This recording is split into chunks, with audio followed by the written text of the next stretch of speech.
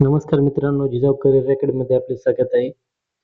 आजच्या ज्या काही महत्त्वाच्या चालू घडामोडी आहेत, त्यावर आज काही जे काही महत्त्वाचे प्रश्न असतील ते आपण बघूया. ठीक आहे बघा.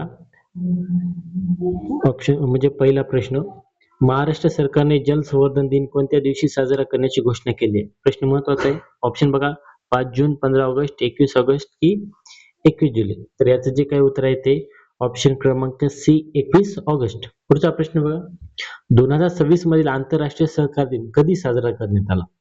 ऑप्शन ए 1 जुलै, 3 जुलै, 4 जुलै, 5 जुलै. तर याचं उत्तर आहे ऑप्शन क्रमांक सी 4 जुलै. पुढचा प्रश्न, युरोपियन युनियनच्या परिषदेच्या अध्यक्षपदी कोणत्या देशाची नियुक्ती करण्यात आली आहे? महत्वाचा प्रश्न आहे. Option A France, B Germany, C Ireland, 4 D Italy. याचं जे उत्तर आहे ते आयर्लंड. ठीक आहे. पुढचा प्रश्न, झेडएसआयच्या 2025च्या अहवालानुसार भारतात नवीन प्राणी प्रजातीच्या शोधात कोणते राज्य अव्वल ठरले आहे? Option A Assam, B Kerala, C Tamil Nadu, D Maharashtra. तर याचं जे काय उत्तर आहे ते ऑप्शन क्रमांक बी केरळ. पुढचा प्रश्न बघा. ऑपरेशन सुरक्षित सायबर स्पेस कोणत्या राज्यात सुरू करण्यात आले? महत्वाचा प्रश्न आहे बघा. ऑप्शन महाराष्ट्र, गुजरात, राजस्थान, मध्य प्रदेश. तर याचं जे काही उत्तर आहे ते ऑप्शन क्रमांक बी गुजरात. पुढचा प्रश्न, मिस ग्रँड इंटरनॅशनल 2026 स्पर्धेचे आयोजन प्रथमच कोणत्या देशात होणार आहे? Thailand, Bharat, Vietnam, Philippines. तर याचं उत्तर आहे ऑप्शन क्रमांक बी भारत. पुढचा प्रश्न बघा.